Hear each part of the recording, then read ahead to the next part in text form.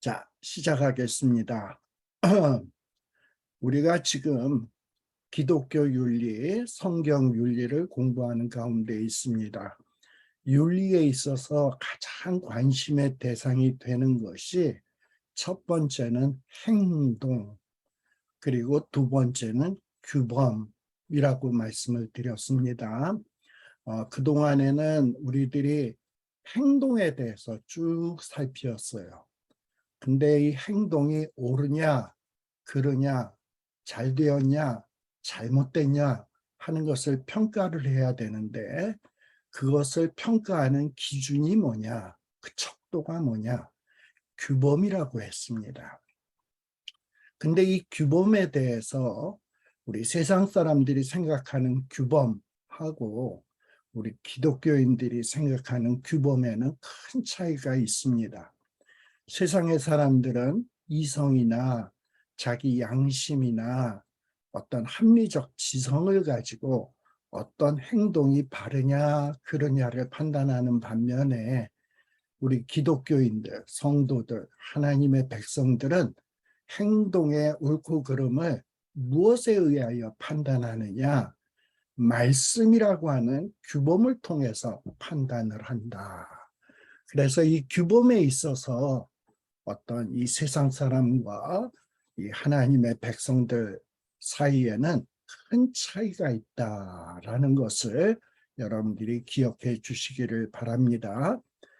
그런데 오늘 이 시간에는 이제 이 규범에 대해서 좀 이야기하는데, 이 규범, 이 규범의 지평으로서의 기독교적 세계관, 말이 어렵죠. 자, 우리가 이 규범, 기독교인이 가져야 될 규범은 성경이라 그랬어요. 근데 이 성경을 가지고 우리가 어떤 세계를 바라보는 눈을 가져야 됩니다. 그래서 전체 성경이 뭘 얘기하고 있는가, 그것을 잘 알아서 우리가 세계관을 확립할 수 있어야 돼요. 이 윤리학은 자체로서 어떤 중립적으로 존립할 수 있는 학문이 아닙니다. 무슨 얘기냐? 이 윤리학은 어떤 세계관을 갖고 있느냐에 따라서 그 윤리학의 성격이 확 달라질 수밖에 없어요. 우리가 어떤 세계관을 갖고 있는가? 우리가 성도라고 하지만 많은 성도들도 어떤 이 세상적인 세계관을 가지고 그 세계관을 입각해서 모든 행동들을 판단하는 사람들이 있어요. 이거는 바르지 못합니다. 올바른 것이 아니에요. 우리 기독교인은 성경에 입각한 세계관을 가지고 이 세상에 일어나는 모든 일들, 우리 인간의 행동들을 평가할 수 있어야 돼요. 여러분과 제가 갖고 있는 세계관은 과연 어떤 것인가? 세상 사람처럼 세상적 세계관을 갖고 있는가? 아니면 기독교적 세계관을 갖고 있는가? 하는 것을 잘 한번 여러분들이 오늘 이 시간에 점검해 보시기를 바랍니다. 자, 그러면 어떤 세계관을 갖고 있느냐에 따라서 이 윤리에 대한 반성, 윤리에 대한 생각이 확 달라지는데요. 이게 무슨 얘기냐? 예를 들어서 우리가 9.11 사태, 정말 미국에서 있었던 끔찍한 사건이 있었죠. 근데 이 9.11 사태에 있어서 이 세상적 세계관을 가진 자들, 또 특별히 예를 든다면 막스주의 지평, 막스주의 세계관을 갖고 있는 자들의 생각하고 우리 기독교인, 특별히 칼빈주의적인 생각을 갖고 있는 자들이 생각하는 이 윤리가 완전히 달라요. 예를 들어서 이 마르크스 윤리학자들은 어떤 이념적 대의를 위해서 어떤 인간의 생명을 희생시키는 행동은 정당하다. 이런 관점을 갖고 있어요. 어떤 이념적 대의를 이루기 위해서라면 그럼 몇몇 생명 희생시키는 거 그까짓 거 할 수 있는 거야. 그렇게 해서 이념적 대의를 이룰 수만 있다면 그게 좋은 거지. 이런 생각을 갖고 있는 자들이 어떤 이 막스주의, 공산주의자들 같은 자들이에요. 우리 지금 한국에서 떠들썩한 일들이 참 많이 있죠. 물론 제가 어떤 정치적인 제 입장을 말하려는 것은 아닙니다만 저는 이 얘기를 한번 좀 하고 싶어요. 우리가 뭡니까? 그, 그 서해에서 어, 저기 바다에 빠져가지고 표류하다가 몸이 둥둥둥둥 떠내려가서 북한으로 넘어가서 북한 이 공산당 이 군인들에게 학살을 당하고 그리고 그 시체가 불에 태워지고 소각되는 이런 끔찍한 사건이 발생이 되었습니다. 그런데 이 사건에 대해서 어떤 그 과거 정부에서는 이제 우리가 북한하고 어떤 평화회담을 맺고 또 서로 평화를 우리가 가져와야 되는데 이 공무원이 북한 공산당에 의해서 죽었다라는 이런 끔찍한 사실이 국민들에게 알려지게 되면 이 북한과의 이 평화라든지 통일로 나아가는 그 길에 걸림돌이 되지 않을까. 그렇다면 우리가 이 한 생명을 희생시켜서 어떻게 이 북한으로 표류한 이 공무원은 월북하다가 이 대한민국을 버리고 월북하다가 학살당한 것이다 라고 어떤 여론을 조성을 해가지고 그자의 죽음을 별거 아닌 어떤 개인적인 일탈에 의해서 죽임당한 것이라고 여론을 조성해서 더 큰 대의인 북한과의 평화, 북한과의 통일로 나아가는 것이 대의다. 뭐 이런 식으로 해서 그 한 생명 죽은 것을 별거 아닌 것으로 이렇게 처리한다면 이런 세계관, 이런 관점을 가지고 어떤 이 사건을 처리한다면 그건 어떤 관점에서 이루어진 건가요? 과연 성경 관점에 의해서 이루어진 것이겠습니까? 어떤 정치적인 평화, 어떤 이걸 위해서 한 생명쯤은 희생해도 된다. 그 가정은 무너져도 된다. 그 가정은 모욕당해도 된다. 그렇게 해서라도 어떤 평화를 조성할 수 있다면, 평화를 위해서라면 조그만 것은 희생해도 된다. 이런 관점에서 모든 것을 바라본다면 과연 그 관점이 하나님이 바라보실 때 올바른 관점일까 하는 이런 생각을 하게 됩니다. 그런데 우리 기독교, 특별히 이 칼빈주의 윤리학자는 이 세상의 어떤 모든 것들을 평가할 때 무엇을 가장 소중히 여기냐? 어떤 인간의 생명. 인간의 생명은 성경에서 뭐라고 얘기합니까? 인간의 생명은 천하보다 귀하고 천하보다도 소중하다라고 이야기하고 있어요. 그래서 어떤 이념적 대의는 어떤 인간의 생명의 가치보다 더 중요할 수 없다는 원리. 어떻게 이념적 대의가 인간의 한 생명보다 더 중요할 수 있냐? 이럴 수는 없다. 제일 중요한 것은 인간의 생명이다. 이런 것에 의해서 예를 들어서 9.11 테러 사건을 평가를 하게 되죠. 이 9.11 테러리스트들은 어떤 자들입니까? 이슬람 사상으로 무장되어서 자기네들의 그 이슬람의 이념을 성취하기 위해서라면 그 뉴욕의 빌딩에 있는 그 수백 명의 생명들은 희생해도 된다. 그렇게 해서 이슬람의 이념을 이룰 수만 있다면 그것이 정의다. 라고 생각하는 것이 이 이슬람 테러리스트의 세계관이에요. 그러나 우리 기독교적 세계관은 뭡니까? 어떤 이념을 성취하기 위해서 인간의 생명을 무참하게 죽인다? 이거는 있을 수 없는 것이다. 부당한 것이다. 라고 판단을 한다 이 말입니다. 이렇게 세계적, 이 세상적 세계관하고 기독교적 세계관은 이렇게 현격하게 차이가 있다. 과연 우리는 어떤 기독교적 세계관을 갖고 있는지, 어떤 세계관을 갖고 있는지, 세상적 세계관이냐, 기독교적 세계관이냐, 어떤 세계관을 갖고 있느냐 하는 것을 점검을 해봐야 돼요. 자, 그렇다면 기독교적 세계관이란 무엇인가? 그리고 이 기독교적 세계관이 우리들의 어떤 윤리적 판단, 그리고 그 방향에 어떻게 영향을 미치고 어떻게 결정되는가 하는 것을 검토할 필요가 있습니다. 자, 기독교적 세계관이라는 것은 한마디로 요약하면 기독교적 세계관이 뭡니까? 성경에 입각해서 세계관을 갖고 있는 거예요. 성경에 입각한 세계관을 갖고 있는 거예요. 이게 기독교적 세계관이에요.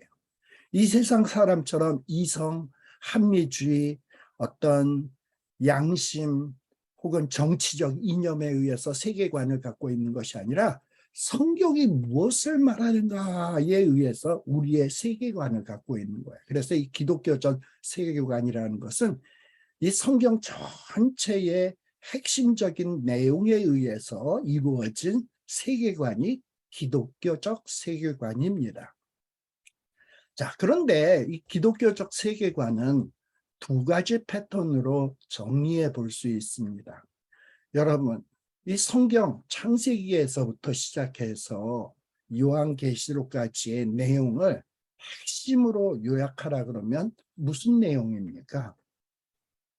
창세기 1장 1절에는 무슨 얘기로 시작합니까? 이 세계가 시작이 하나님이 창조했다라는 얘기로 시작을 해요. 그 다음에 나오는 내용은 뭡니까? 하나님이 모든 것을 선하게 창조했는데 그만 사람이 타락을 했다. 그래서 세상이 오염되고 세상이 부패되었습니다. 근데 이런 부패된 세상을 구원하고 그리고 다시금 새롭게 하기 위해서 누가 오십니까? 우리 예수님이 이 땅 위에 이 사람의 몸을 입으시고 이 세상으로 오셨어요. 그리고 우리를 위해서 십자가를 치시고 우리의 죄를 대신해서 모든 죄값을 치르셔가지고 우리를 회복시키시고 또 우리를 통해서 또 그 주님의 보혈의 피로 이 선하게 창조하신 이 세상이 타락되었는데 이 타락된 세상을 다시금 새롭게 구원하시기를 원하는 이야기가 이 성경의 이야기예요. 성경의 전체적인 이야기예요. 그래서 마지막 요한계시록에는 뭘로 끝납니까? 새 하늘과 새 땅으로 끝나요. 하나님의 애초에 창조하신 이 세상은 선하게 창조되었는데 타락되었어요. 그래서 예수님의 보혈의 피로 말미암아 다시금 새 하늘과 새 땅을 창조하는 이 이야기가 어떻게 보면 성경의 전체적인 이야기다. 그래서 이 성경의 이 전체적인 내용을 세 단어로 요약을 한다면 창조, 그리고 타락, 그리고 후속이라고 하는 이 세 가지 단어로 이 성경의 내용을 요약할 수 있다라는 거예요. 자, 이게 첫 번째 성경에 나오는 패턴이에요. 근데 우리가 이 그리스도에 초점을 맞추어서 우리가 또 이 성경의 이야기를 또 이렇게 요약해 볼 수 있어요. 그 내용은 뭐냐? 성육신, 예수님이 이 땅 위에 몸을 입고 이 땅 위에 오신 것, 그리고 예수님이 어떻게 하셨습니까? 고난과 고난을 받으시고 마침내 십자가 위에서 죽음을 당하셨어요. 그리고 예수님이 이렇게 죽음 당한 것으로 끝난 것이 아니라 부활하셨어요. 죽음 권세, 죄와 사망의 권세를 깨뜨리시고 부활하셨습니다. 우리가 보통 기독교 하면 뭐라고 얘기합니까? 크리스찬어티라고 얘기하잖아요. 기독교인을 크리스찬. 근데 이 크리스찬의 핵심적인 단어가 뭡니까? 그리스도예요. 자, 그러면 이 그리스도라는 말에서 크리스찬이라는 말도 나왔고 크리스찬어티라는 말도 나왔어요. 자, 그렇다면 이 예수님이 하신 일의 핵심 내용이 뭡니까? 예수님이 인간의 몸을 입고 이 땅 위에 오신 거예요. 그리고 오셔서 뭐 하셨습니까? 우리 인간들처럼 고난당하시고 죽으셨어요. 그리고 특별히 예수님의 죽음은 우리 죄를 위해서 죽으신 거예요. 근데 그렇게 끝난 것이 아니라 예수님은 죄와 사망의 권세를 깨뜨리시고 부활하셨다. 이게 예수님의 생애의 요약이에요. 그래서 우리가 기독교 윤리 하면은 기독교라는 말이 크리스찬어티라 그랬잖아요. 기독교 윤리하면 그리스도와 뗄래야 뗄 수 없는 관계가 있다. 그래서 이 기독교 윤리의 핵심은 그리스도다. 예수님이다. 라는 것을 기억할 필요가 있습니다. 자, 그러면 이 두 가지 패턴이 있다 그랬는데 하나는 인간에게 초점을 맞춰서 인간이 창조되었다가 타락되었다가 구속된다라는 것을 인간의 관점으로 생각해서 성경을 볼 수도 있고, 인간이 아닌 그리스도에게 초점을 두고서 얘기한다면 예수님이 성육신하셨고 고난과 죽음 당하셨고 부활하셨다라는 식으로 그리스도의 초점을 두고 성경을 바라볼 수가 있습니다. 근데 이것은 서로 분리된 거냐? 아니에요. 아주 밀접하게 관련돼 있다. 이 두 가지 패턴은 서로에게 응하는, 서로 밀접하게 관련된 이야기다라는 겁니다. 예를 들어서 이렇게 얘기해 보겠습니다. 예수님께서 인간의 몸을 입고 이 세상에 오신 근거, 이유가 뭡니까? 왜 예수님이 인간의 몸을 입고 이 세상에 오셨습니까? 이 물질 세계가 하나님이 창조하신 하나님의 선한 세계였어요. 그랬는데 이 하나님이 창조하신 선한 세계가 타락해버렸거든. 부패해버렸거든. 그러니까 이 물질 세계를 구원하기 위해서는 예수님이 인간의 몸을 입고 이 물질 세계에 들어오셔서 사역해서 이것을 회복시켜야 돼. 그래서 예수님은 성육신하신 거예요. 하나님이 애초에 선하게 창조한 것이 타락되었기 때문에 그것을 회복하기 위해서 예수님은 성육신한 거예요. 왜? 새로운 창조를 하시기 위해서 성육신을 하셨다라는 겁니다. 또 우리 예수 그리스도께서 고난을 받으시고 십자가 위에서 죽으신 이유는 뭡니까? 인간이 선하게 창조되었다가 타락해버렸어요. 그래서 인간의 범죄로 말미암아 타락으로 인해서 이 세상도 부패되고 오염되고 말았어요. 근데 이 문제를 해결하기 위해서는 어떻게 해야 되냐? 예수님이 우리 대신 고난을 받으셔야 되고 죽임을 당하셔서 죄값을 치르셔야 돼. 그래야지만 이 타락의 문제, 인간의 타락, 이 세상의 부패의 문제가 해결될 수 있다. 이런 면에서 어떤 이 타락하고 고난하고 예수님의 고난과 죽음은 아주 밀접하게 관련이 되어 있다라는 겁니다. 그리고 또 예수님께서 죽음을 이기시고 부활하셨어요. 그래서 예수님이 만일에 죽음으로 끝났다면 아무것도 아니겠지만 예수님이 죽으신 것으로 끝난 것이 아니고 부활하심으로써 인류 구속의 길이 열렸어요. 새로운 회복의 길이 열린 거예요. 새 창조의 길이 열리게 된 겁니다. 이런 면에서 부활은 이 구속이라고 하는 것과 아주 밀접하게 관련이 되어 있다라는 겁니다. 근데 제가 오늘 우리 이 기독교적 세계관, 이 기독교적 세계관이라고 아까 이야기했죠. 제일 위에 요 셋째 줄에 나오는 기독교적 세계관이 무엇인가? 도대체 기독교적 세계관이라는 것은 어떤 틀을 가지고 바라보는 것이 기독교적 세계관인가 하는 것을 생각해 보려고 하는 거예요. 이 기독교적 세계관은 바로 그리스도를 중심으로 생각하는 거예요. 예수님이 성육신하시고 그리고 예수님이 이 땅에서 고난받으시고 죽임당하시고 그리고 그것으로 끝난 것이 아니라 부활하셨다.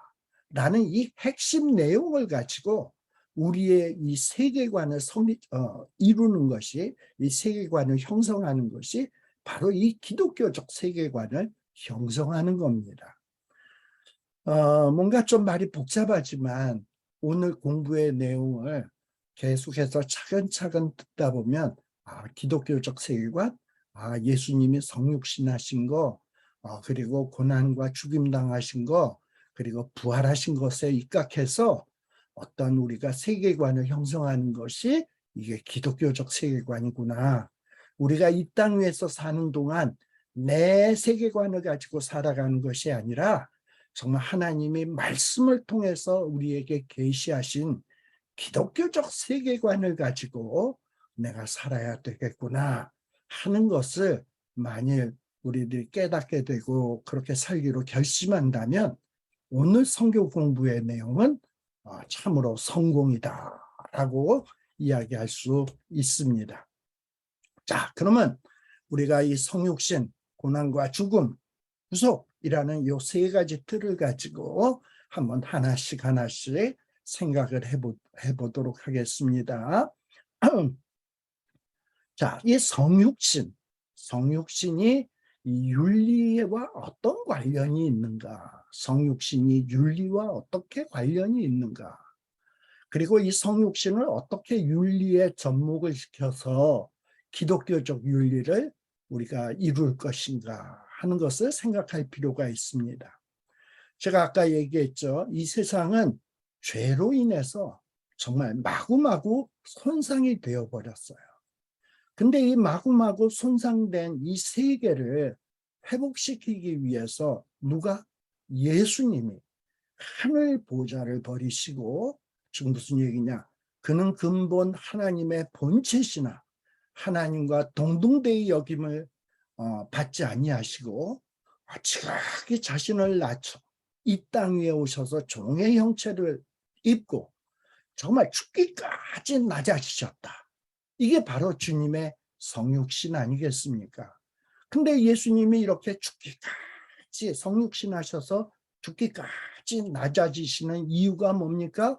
이 손상된 세상, 우리 이 손상된 인간을 회복시키기 위해서 어떻게 선하게, 정말 부패되고 망가지고 악하게 된 이 세상을 선하게 회복시키기 위해서 예수님은 인간의 몸을 입고 지극히 낮아지셨다 이 말이에요. 자, 그렇다면 우리가 이 땅 위에서 윤리를 실천하는 것이 무엇 때문입니까? 이 윤리를 실천함으로 세상을 악하게 만들기 위해서 윤리를 실천하나요? 아니죠. 우리가 윤리적으로 사는 것은 어떻게 하면 이 세상을 좀 더 선하게, 많은 사람들에게 유익하게, 모든 것을 좋게 만들기 위해서 윤리적으로 살려고 노력하는 것 아니겠어요? 근데 이 세상을 좋게 회복하고 또 선하게 만들기 위해서는 어떤 정신을 가져야 되냐? 성육신의 정신을 가져야 된다. 예수님이 이 땅을 회복하기 위해서 그 영화로우신 그 하늘 보좌를 버리시고 하나님과 동등되이 여겨질 만큼 그 고귀한 그 자리를 버리시고 죽기까지 낮아지셔서 이 세상을 회복시켰다면 예수님의 제자들인 예수님을 따르겠다고 하는 우리들은 과연 어찌해야 될 것인가? 우리도 이 세상에서 낮아져서 섬기는 종이 되고 그렇게 삶으로써 이 세상을 회복시켜 가는 거구나. 우리의 윤리는 높아지는 것이 아니라 낮아지는 거구나. 우리의 윤리는 섬기는 거구나 하는 것을 이 성육신이라는 이 의미에서 우리들이 깨닫게 된다 이 말입니다. 자, 그렇다면 우리 예수님께서 인간의 몸을 입고 이 땅 위에 오셨는데요. 인간의 몸, 그리고 이 인간의 몸을 입고 이 세상으로 오셨어요. 여러분, 우리 인간의 몸이 선합니까? 지극히 연약하고 보잘것이 없죠. 그리고 이 세상은 어떻게 되었다고요? 손상되고 부패되었어요. 그런데 그 거룩하신 예수님이 인간의 몸을 굳이 입으시고 이 더러운 세상에 오신 이유가 무엇입니까? 그것은 무엇 때문이냐? 원래 이 세상은 선하게 창조되었어요. 우리 인간의 몸도 처음에는 선하게 창조되었어요. 근데 이게 망가졌단 말이지. 이게 망가진 것을 다시 회복시켜서 전개하도록 만들기 위해서는 예수님이 몸을 입으셔야 됐고 이 세상으로 들어오셔야 됐다 이 말입니다. 우리가 이것을 곰곰이 한번 생각해 봐야 돼요. 우리는 보통 우리 많은 기독교인들이 잘못 오해하고 있는 것이 뭐냐? 교회는 거룩하고 그리고 우리가 성도들의 모임은 거룩하지만 이 세상은 악하다. 우리는 이 세상과 분리되어야 된다. 이 세상으로부터 나와야 된다. 그리고 이 세상을 완전히 더러운 것 취급해야 된다. 이런 생각을 하는 경우들이 많아요. 그런데 예수님은 그렇지 않으셨어요. 예수님은 이 더럽고 부패한 세상을 구원하기 위해서 더러운 몸을 입으셨고 더러운 세상 속으로 들어오셔서 그 안에서 섬기는 삶으로써 이 세상을 회복시키는 삶을 살았습니다. 그렇다면 우리가 이 성육신의 정신을 우리가 머릿속에다가 가만히 새겨둔다면 우리는 이 세상을 바라볼 때 어떻게 해야 되겠습니까? 에이, 더러운 세상. 에이, 정말 부패한 세상. 하고서는 외면할 것이 아니라 이 세상을 바라보면서 긍휼히 여기는 마음을 가지고 우리도 세상 속에 들어가서 비록 힘들지만 이 부패된 세상을 회복시키기 위해서 섬기고 죽기까지 하나님의 말씀에 복종하면서 이 세상을 회복시키는 일들을 하는 것이 바로 예수님을 닮는 삶의 모습이다라는 겁니다. 자, 그래서요, 우리는 이런 어떤 철학적 세계관하고는 분명히 차이가 있습니다. 보통 영지주의, 플라톤주의 이런 얘기 들어보셨는지 모르겠어요. 특별히 플로티누스라고 하는 자가 어떤 영지주의의 어떤 창시자였는데요. 그래서 이 플로티누스에 의해서 이루어진 영지주의, 그걸 신플라톤주의라고 얘기해요. 이 신플라톤주의에서 주장하는 내용은 뭐냐? 이 세상의 모든 존재를 어떤 사닥다리 형식으로 계층적으로 구분을 합니다. 그래가지고 어떤 제일 위에는 뭐냐? 신, 하나님. 그리고 저 밑에는 뭐냐? 땅. 그래서 이 땅에 있는 것은 악한 것. 위로 올라갈수록 선한 것. 그래서 윤리적인 삶이란 뭐냐? 자꾸 위로 올라가는 것이고 땅에 있는 것은 버리는 것이다 라고 생각하는 것이 이 영지주의자들, 신플라톤주의자들의 주장의 핵심입니다. 그래서 이들은 영적 세계에 근접할수록 더 선하고 그리고 이 물질적인 세계로 땅의 세계로 내려갈수록 더 악하다는 이런 관점으로 세상을 해석하고 있어요. 그러다 보니까 이 세상에서 우리가 손으로 하는 노동, 땅에서 하는 노동은 이거는 별 볼 일 없는 거. 뭐보다 별 볼 일 없다? 정신적인 노동보다, 영적인 노동보다 열등한 것. 그러니까 손으로 하는 노동은 무가치한 것. 뭐가 가치 있는 거냐? 정신적인 노동. 영적인 노동은 거룩한 것. 그래서 영적인 것과 물질적인 것을 구분을 해요. 그리고 또 이들에 의하면 결혼한 상태가 처녀의 상태보다, 총각의 상태보다 열등하다. 그래서 이 결혼은 하나님이 제정하신 거룩한 제도인데 이 결혼을 거룩한 제도로 생각하는 것이 아니라 어떤 이 생육이라고 하는 어떤 육체적 생육을 위한 하나의 도구, 결혼. 그래서 추잡하고 더러운 것으로 생각을 해요. 그리고 뭐가 거룩하다고 생각하냐? 혼자 사는 거, 홀로 사는 거, 처녀.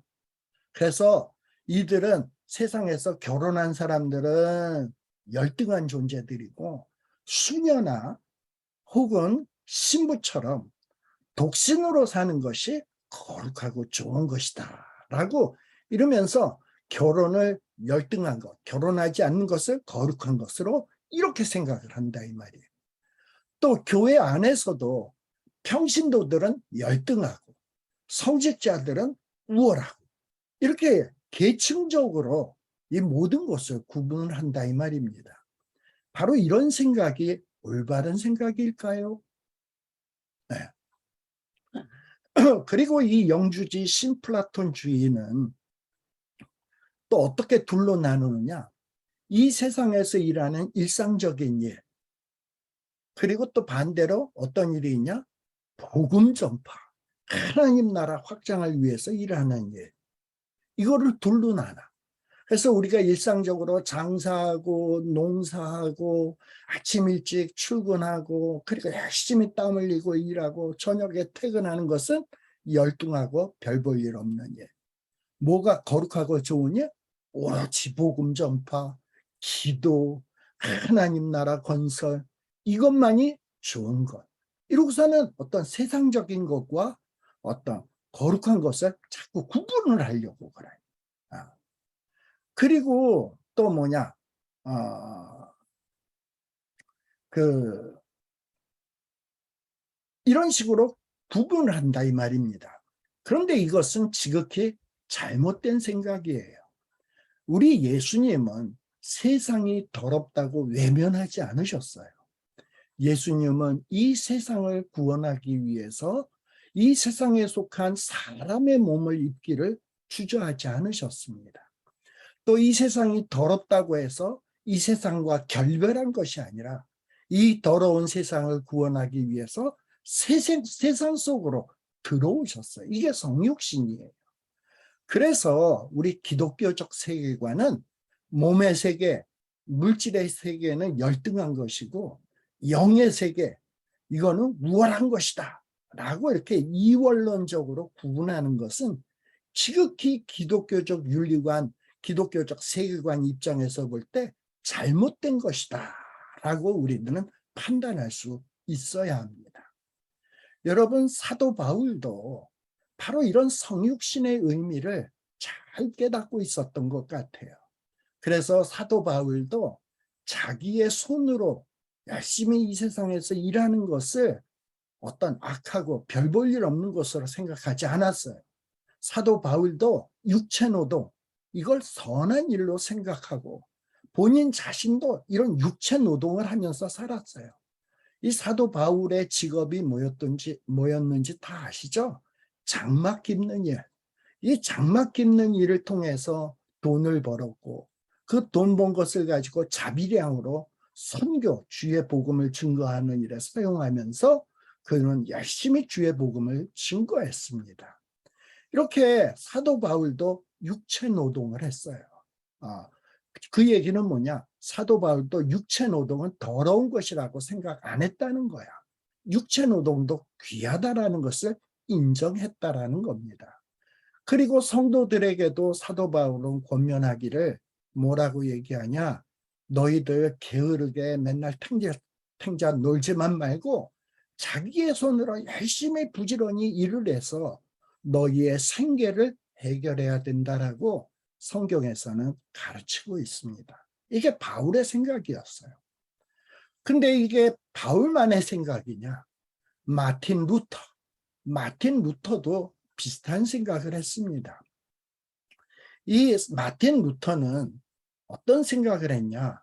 이 정부에서 일하는 직분, 이 세상 정부에서 일하는 직분, 그 다음에 어떤 부모로서의 역할, 또 이 세상에서 어떤 회사의 종으로서, 직원으로서 섬기는 직책, 또 농부들이 나가서 땀 흘리면서 씨 뿌리고 밭을 갈고 추수하고 하는 이 모든 육체의 노동, 또 각각의 시민들이 이 세상을 살아가면서 하는 모든 일들, 이런 모든 일들을 세상적인 것이니까 이건 악하다라고 생각하지 않았어요. 마틴 루터는 이런 정부에서 일하는 것이나 부모의 역할이나 이 세상에서 어떤 종으로 섬기는 일이나 어떤 농사 일을 하는 거나 땀 흘리는 모든 것들을 하나님이 주신 소명으로서 존중을 했다 이 말입니다.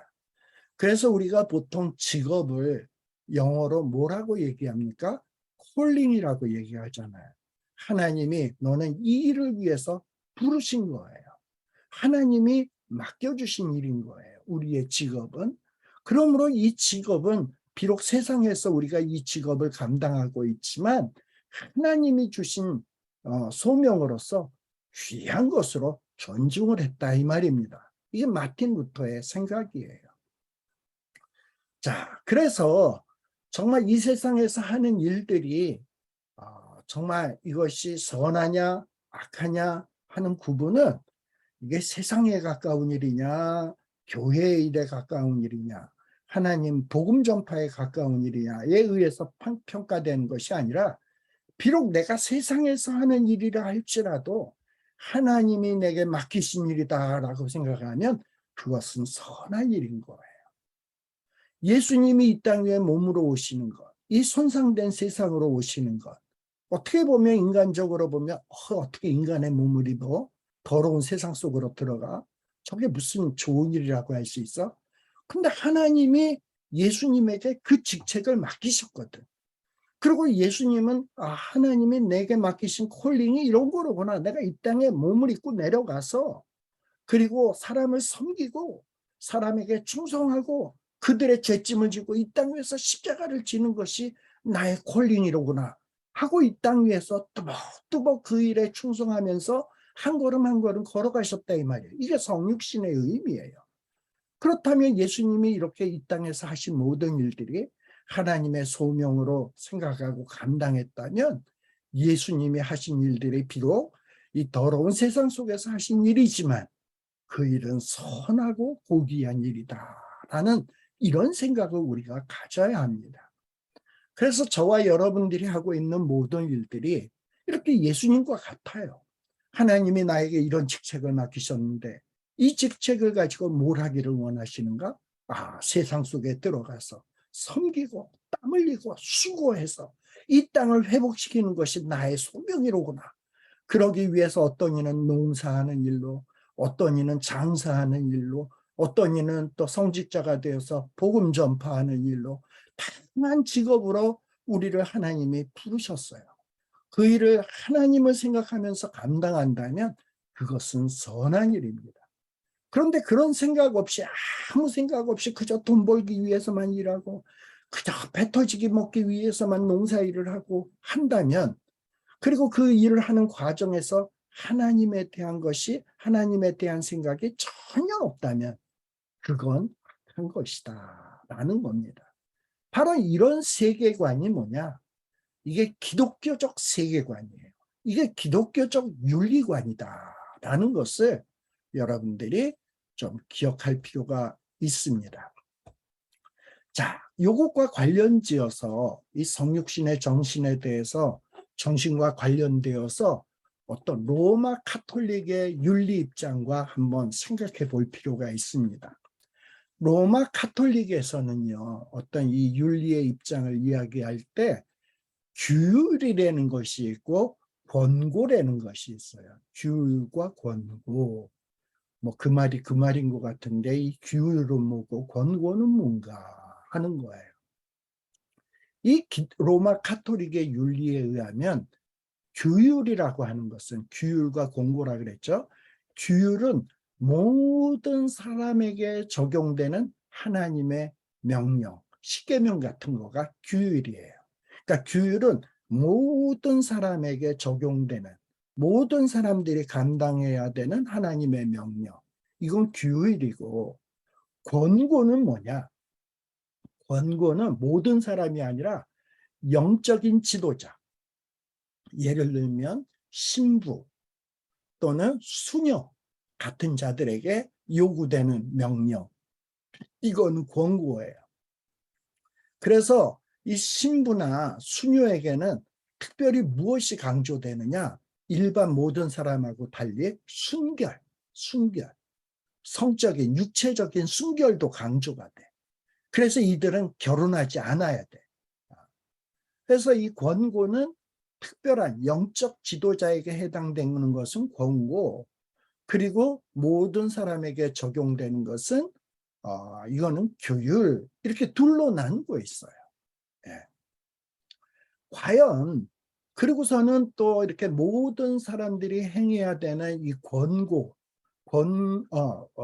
모든 사람이 행해야 되는 이 규율로서 사는 사람하고, 그리고 특별히 영적 지도자에게 요구되는 권고를 따라 사는 사람은 이게 차이가 난다는 거야. 어떤 규율에 의해서 살아가는 사람은 열등한 존재고, 권고, 영적 지도자에게 요구되는 그 명령을 따라 사는 자는 거룩하고 순결하고 뛰어난 자들로서 구분을 한다, 이 말입니다. 그런데 이렇게 규율과 권고를 구분하는 태도, 이게 과연 성경적이냐 하는 거예요. 성경적으로 지원받을 수 없는 이야기입니다. 우리 성경에서는 규율뿐만 아니라 권고도, 규율은 모든 사람에게 적용되는 거라 그랬죠. 십계명 같은. 권고는 뭐예요? 특별한 영적 지도자에게 요구되는 명령, 예를 들면 순결, 결혼하지 않는 것, 이런 거예요. 그런데 성경에서는 규율뿐만 아니라 권고도 모든 성도들을 위한 지침으로 우리에게 주어지고 있다는 사실을 여러분들 기억할 필요가 있습니다. 우리 예수님께서 마태복음 5장, 6장, 7장에 보면 산상수훈을 가르치셨죠. 산 위에 올라가서 제자들을 가르치셨습니다. 근데 언뜻 보면 산에 올라가 앉으심에 제자들이 나온지라 예수님이 제자들에게만 가르친 것 같은 느낌이 드는데, 과연 이 산상수훈은 특정한 소수, 제자들만을 위해서 주어진 것입니까? 아니에요. 이 산상수훈은 그 예수님을 따르는 모든 무리들이 지켜야 될 그런 어떤 명령으로서 주어진 것입니다. 그래서 이 산상수훈은 특별한 사람만을 위한 것이 아니에요. 모든 성도들이라면 이 산상수훈을 다 지켜야 돼. 그리고 여러분들, 어떤 사도 바울은 성도들에게 가능하면 결혼하지 않고 자기처럼 독신으로 머물러서 사는 것이 좋으니라 라고 고린도전서 7장 7절에 이야기하고 있는데, 그러면서 은근히 독신주의가 어떤 결혼하고 사는 것보다 더 우월한 것처럼 가르치는 것처럼 보여지지만, 과연 그것이 성경 전체의 올바른 가르침이냐? 아니에요. 이거는 사도 바울의 개인적인 생각이에요. 사도 바울도 자기는 홀로 결혼하지 않고 홀로 살고 있었지만, 그렇지만 사도 바울이 평생 결혼하지 않겠다고 서약했던 것은 아닙니다. 그리고 제자들 가운데는, 사도 바울 외에 제자들 가운데는 결혼한 사도들도 있었어요. 대표적인 게 누굽니까? 베드로. 예. 자, 그렇다면 베드로는 열등하고 사도 바울 결혼하지 않고 일평생 그렇게 살다가 순교한 사도 바울은 우월하고, 결혼하고 순교한 베드로는 열등한 겁니까? 아니에요. 하나님을 향한 신실성 정도에 있어서는 둘 다 아무런 차이가 없습니다.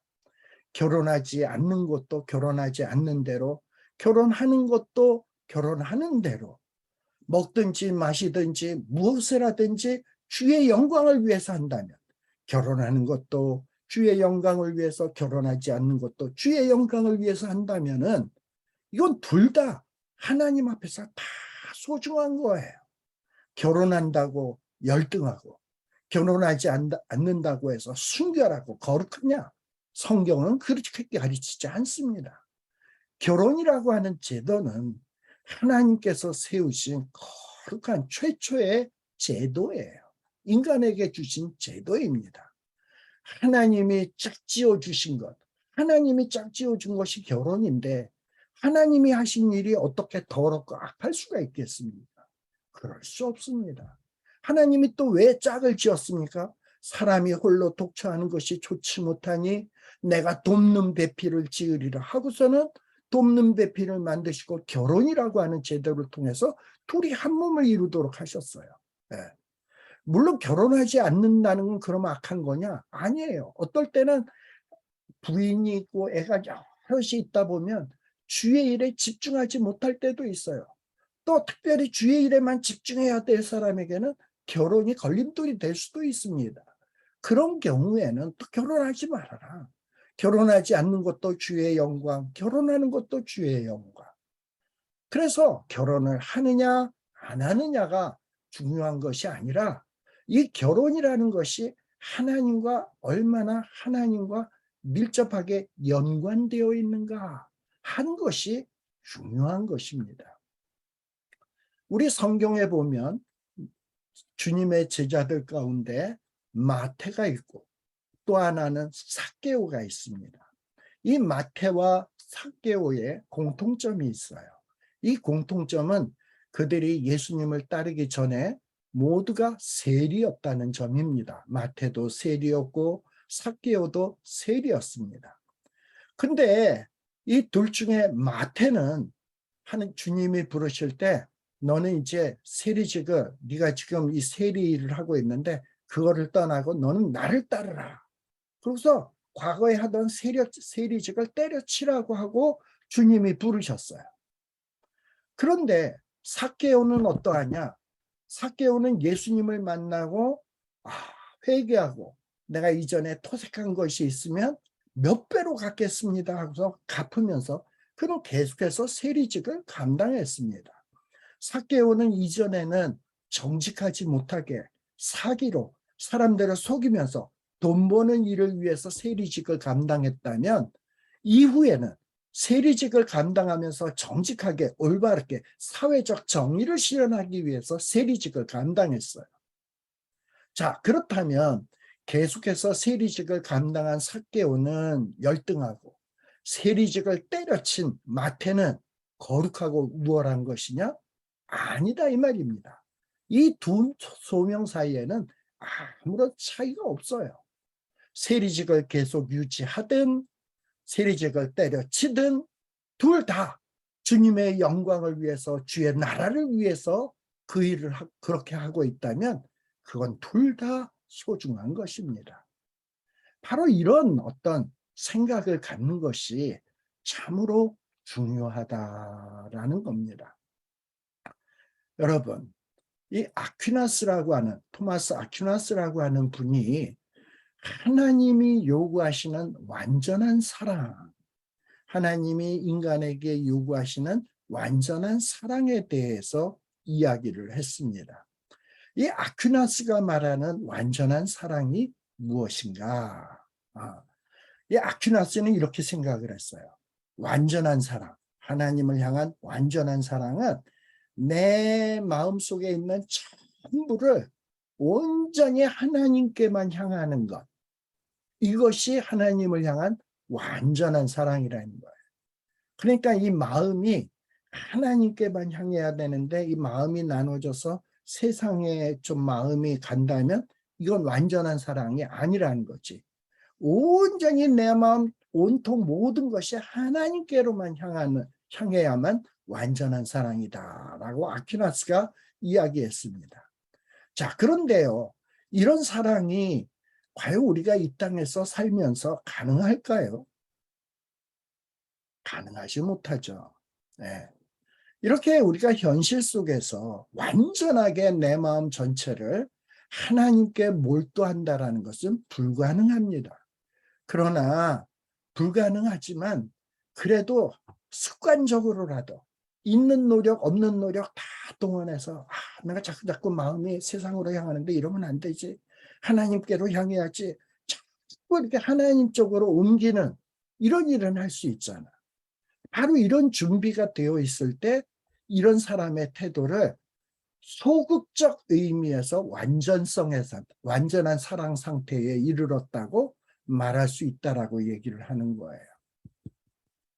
자, 그러면서 아퀴나스는 무슨 얘기를 하냐? 완전한 사랑을 말하려면 생명 유지를 위해서 긴급하게 필요로 하는 것이 아니라면 일상적인 일들은 무시해야 된다. 오로지 어디에만 관심을 기울여야 된다? 하나님과 경건한 일들에만 집중해야 된다. 그리고 가급적 세상 일은 무시하고 하나님과 거룩한 일에만 집중해야 된다. 그 정도에 따라서 완전한 사랑의 이 정도가 이루어지게 된다라는 거예요. 과연 이게 올바른 생각일까요? 그래서 이런 얼마만큼 하나님께만 집중하느냐의 정도에 따라서 이 완전한 사랑의 이 계층을 나눠서 그래가지고 계층을 나누어 가지고 어떤 식으로 계층을 나누었냐? 제일 밑에 등급. 그저 뭐냐? 하나님의 그 규율, 모든 사람에게 주어진 하나님의 명령을 그저 소극적으로 준수함으로써 겨우 악만을 피하면서 살아가는 별 볼 일 없는 초보자들, 완전한 사랑에서 아주 미흡한 초보자들, 초보신앙자들. 또 그 윗등급은 뭐냐? 그 초보자들을 벗어나서 그래도 뭔가 하나님 앞에서 올바로 살아봐야지 이러면서 막 덕을 연습하는 조금 진전된 자들. 또 하나는 이제 뭐냐? 세상 일은 다 멀리하고 그저 하늘나라의 일만 하면서 기뻐하는 하늘의 복락을 맛보는 완전한 자들. 이러고선 계층을 나누었습니다. 이렇게 계층을 나누는 것이 올바른 걸까요? 자, 그런데 우리가 종교 개혁자였던 존 칼빈, 이 존 칼빈은 이런 아퀴나스의 완전한 사랑을 계층으로 나누는 이런 거를 거부를 합니다. 칼빈은 뭐라고 얘기하냐? 이 땅에서 하는 모든 일들을 무조건 멀리하는 것이 좋은 것이 아니다. 이 땅의 일들을 하되 어떤 욕심이 없는 깨끗한 마음가짐으로 이 땅의 일을 하라는 거예요. 그래서 이 땅에서 가족을 돌보는 일, 어떻게 보면 교회 일만 하는 거는 거룩하고 가족 일을 돌보는 거는 덜 거룩한 거, 이렇게 생각하는 건 잘못이라는 거예요. 가족 일을 돌보는 것도 뭐냐? 욕심이 없이 하나님의 영광을 위해서 내가 가족을 돌봐야지 하는 마음으로 이 가족을 돌보는 일을 한다면 이것도 굉장히 귀한 일이고 하나님이 높이 평가한다라는 겁니다. 고린도전서 3장 9절에 보면 사도 바울은 이런 이야기를 합니다. 우리는 하나님의 동역자들이다 라고 얘기를 해요. 사도 바울이 우리는 하나님의 동역자들이다. 근데 이 말씀에 대해서 주석가인 스킬더라고 하는 사람이 무슨 얘기를 했냐? 여기 하나님의 동역자들 라고 하는 이 말은 목사들만을 이야기하는 것이 아니다. 성직자들만을 가리켜서 우리는 하나님의 동역자들이고 저 평신다들은 하나님의 동역자가 아니다. 이렇게 얘기하는 것이 아니라는 거예요. 우리는 하나님의 동역자들이라고 사도 바울이 한 의미는 뭐냐? 이 땅 위에 이 모든 문화권에서 살아가는 사람들, 사역하는 사람들. 어떤 자는 교수도 일을 할 수도 있고요. 어떤 이는 청소부 일을 할 수도 있고요. 어떤 사람은 장사 일을 할 수도 있고요. 근데 이런 사람들이 내가 청소 일을 할 때도 이 일을 통해서 하나님의 영광을 드러냈으면 좋겠다. 교수 일을 하면서도 나는 이 일을 통해서 하나님의 영광을 드러냈으면 좋겠다. 이 교수 일을 통해서 예수님의 그 성육신의 의미를 되새겨서 나의 이 교수 일을 통해서 내 생애의 마지막에 나의 흔적이 남는 것이 아니라 나의 이름이 남는 것이 아니라 예수의 흔적이 남았으면 좋겠다. 내가 이 땅의 세상의 문화권 속에서 살아가고 있지만 마지막에 이 문화권에서 내 목숨을 끝냈을 때 호사유피, 호랑이는 죽어서 가죽을 남기고 사람은 죽어서 이름을 남긴다는데 나는 이 문화의 한 자락에서 내 이름을 남겨야 되겠다가 아니라 내가 이 문화 속에서 한 일을 통해서 주님의 이름이 드러나는 일에 이 문화 속에서 쓰임을 받았으면 좋겠다 하는 마음으로 살아가는 자라면 이런 자는 다 뭐다? 우리는 하나님의 동역자들이다 라고 일컬을 수 있다라는 얘기입니다. 여러분, 저와 여러분들은 이 세상에서 살아가면서 각기 다른 일들을 하고 있습니다. 제가 알고 있기는 어떤 분들은 장사 일을 하시고 또 어떤 분들은 어떤 무슨 계리사 일이나 또 비즈니스를 하시는 분도 있고, 저처럼 또 신학교에서 가르치는 일을 하는 사람도 있고, 여러 가지 하는 일들이 있어요. 그런데 뭐 저처럼 뭐 신학교에서 가르치고 말씀만 증거하는 사람만이 하나님의 동역자냐? 천만의 말씀.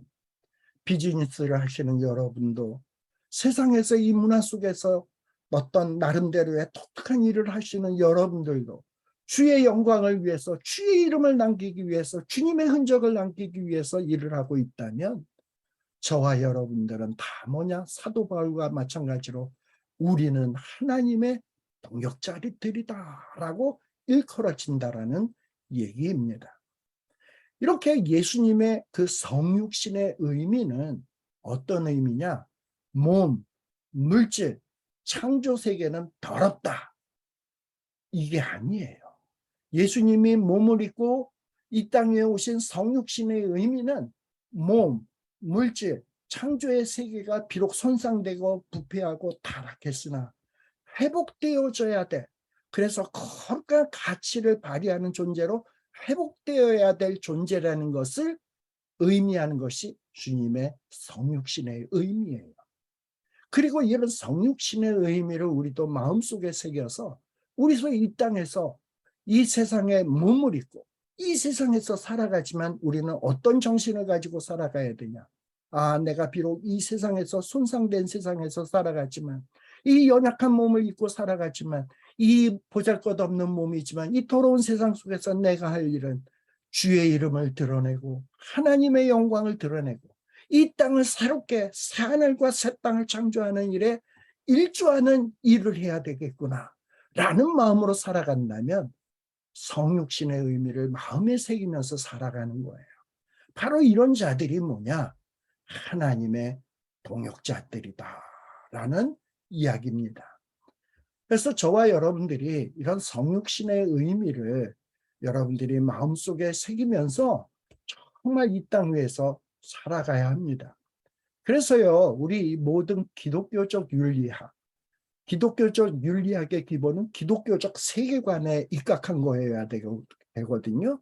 그러면 기독교적 세계관의 제일 첫 번째 요소가 뭐냐? 성육신이에요.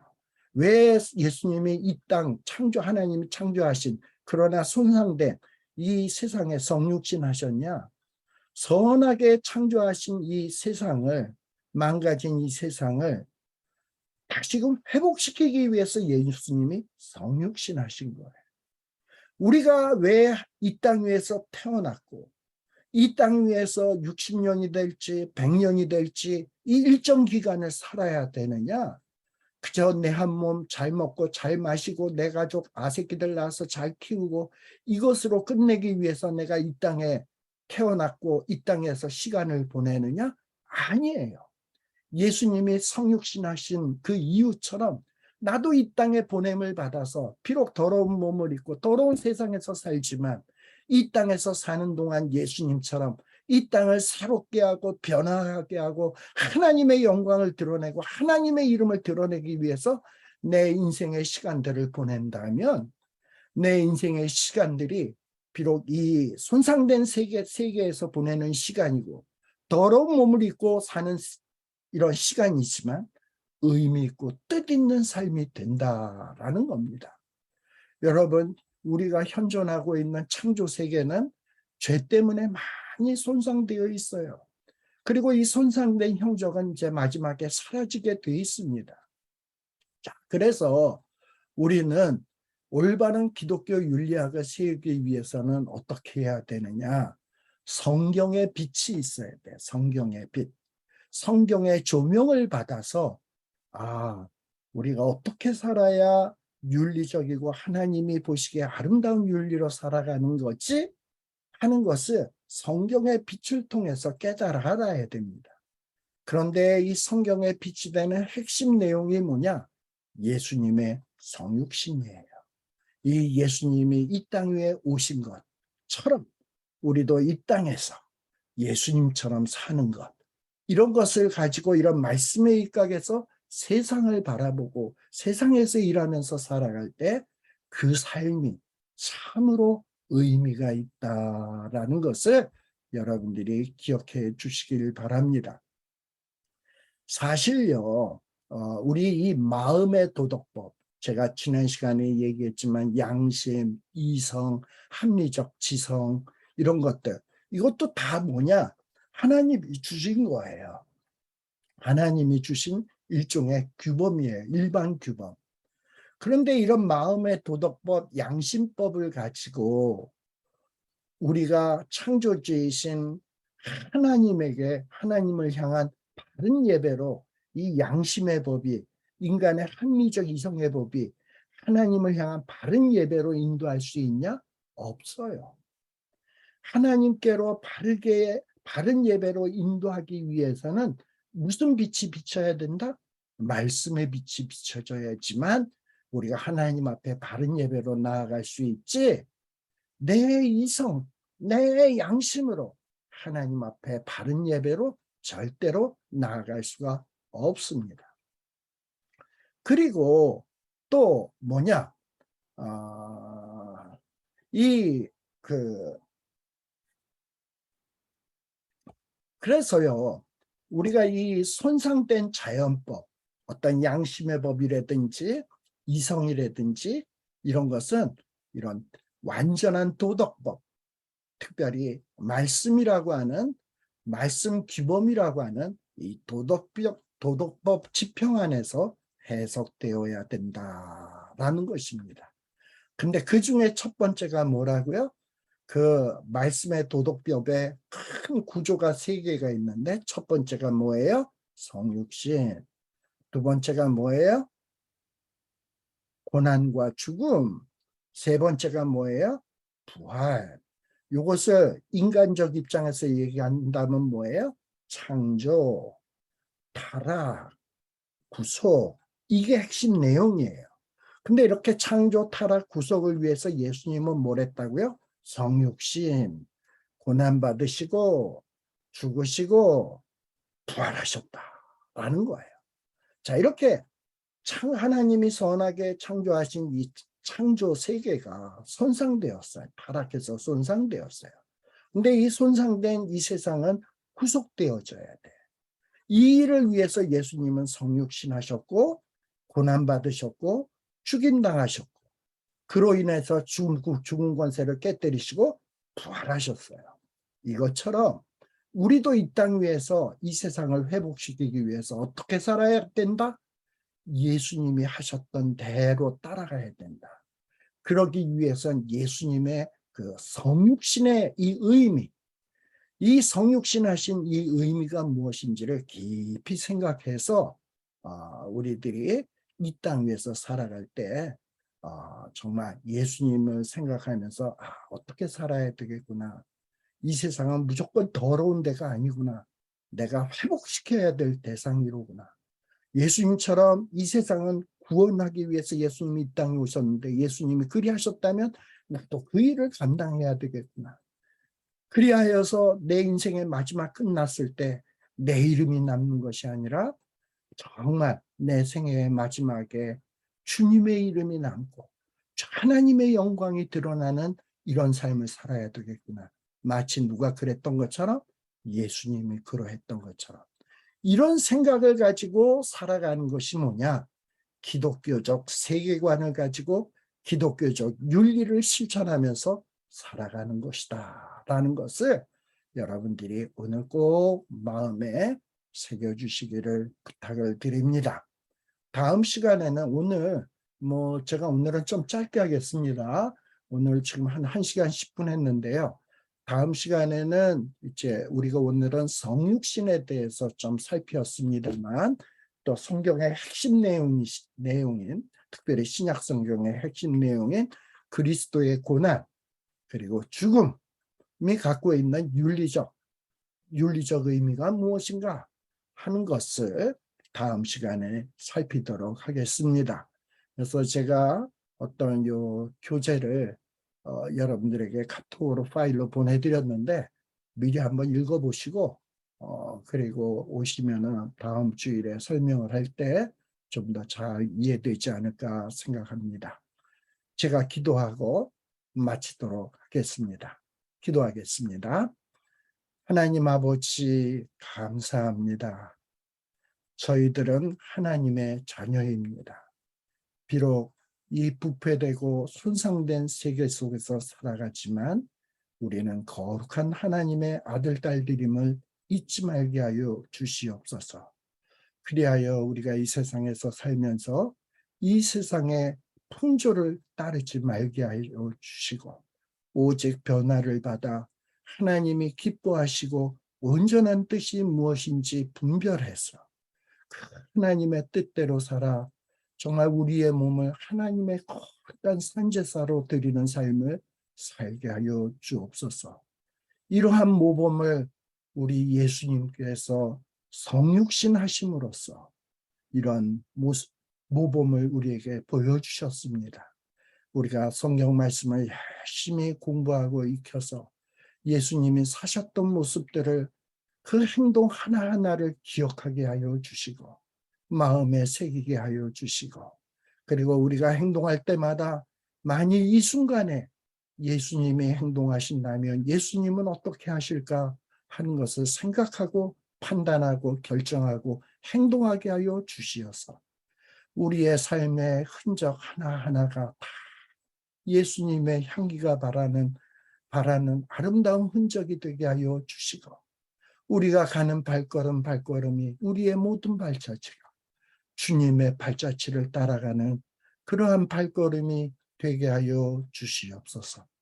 예수님 이름으로 간절히 기원드리옵나이다. 아멘. 이상으로서 오늘 말씀 공부를 마치도록 하겠습니다. 오늘은 좀 짤막하게 해서 참으로 죄송합니다만, 그러나 오늘 공부한 내용은 굉장히 의미 있고 중요한 내용이다라는 것을 꼭 기억해 주셨으면 합니다. 이상으로 마치겠습니다.